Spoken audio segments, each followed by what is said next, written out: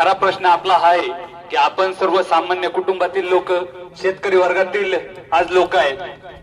आपल्याला उठलं तरी चित्राबाचं खाणं काढण्यासाठी, शेतीच्या कामासाठी त्या ठिकाणी शेतीमध्ये जावं लागतं. आपल्याकडे प्रशासन येतं जनजागृती करण्यासाठी. त्यांची गाडी आपण पाहतो सकाळी 6, 6:30 त्या ठिकाणी फिरते.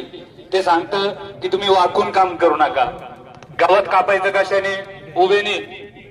खाली मातीत मुळं आणि वर आपण नुसती वाडी काढणार का? हा एक त्या ठिकाणी प्रश्न आहे. शासनाला विनंती आहे की आपण जी आपली, आता नरेश भाऊंनी या ठिकाणी बोलताना सांगितलं की रस्त्यासाठी, विकास कामांसाठी हजारो कोटींची त्या ठिकाणी शासनाच्या वतीने वल्गना केली जाते. काल परवा आम्ही माहिती घेतली की बिबट्या पकडण्यासाठी जे पिंजरे आवश्यक आहे, आपल्या भागामध्ये 400 ते 500 त्या ठिकाणी बिबटे आहेत, परंतु पिंजऱ्यांची संख्या काहीतरी 35 आहे संपूर्ण तालुक्यामध्ये. मग 400 बिबटे तुम्ही पकडणार कोणत्या हेतूने? एका पिंजऱ्याची किंमत 1,05,000 ते 10,000च्या आसपास आहे. तुम्ही सांगताय 200 कोटी या गावाला, 500 कोटी त्या गावाला. अरे मग तुम्ही त्या पिंजऱ्यासाठी पैसे द्या ना.